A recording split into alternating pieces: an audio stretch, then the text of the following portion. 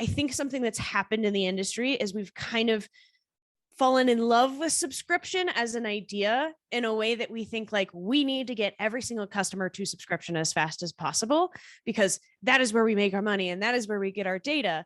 And while that is ultimately the goal with customers, is you want to get them to be the most loyal possible, it's important to remember there's also customers who will literally never subscribe to a physical product. Maybe it just doesn't make sense for them. Maybe they don't like subscriptions. Maybe they had a bad experience.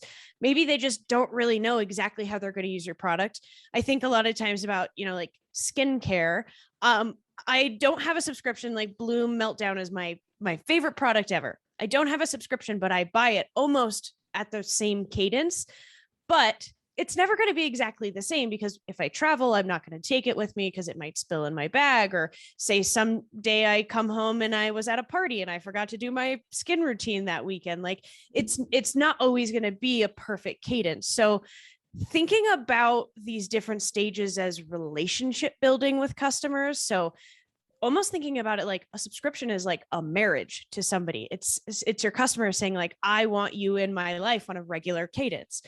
But you're not going to ever just meet somebody, go on a first date, and then drop down and propose, which is what a lot of e-commerce brands do with subscriptions. Is it's like, wow, you purchased once, come subscribe. Come on, come subscribe.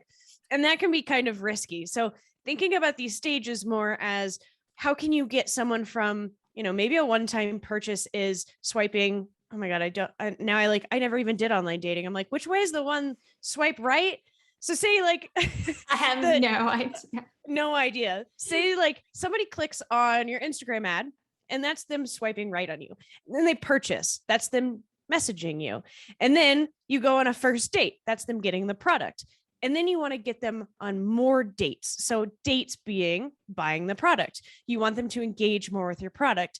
Eventually, once you've become part of their life and you have this relationship, then you can build towards loyalty or a marriage or a subscription. So that's how I like to think about it, is being a lot more human in your communications from one-time customers to subscribers, and thinking more about that experience for the consumer versus what your investors might want to see or what your bottom line might want to see.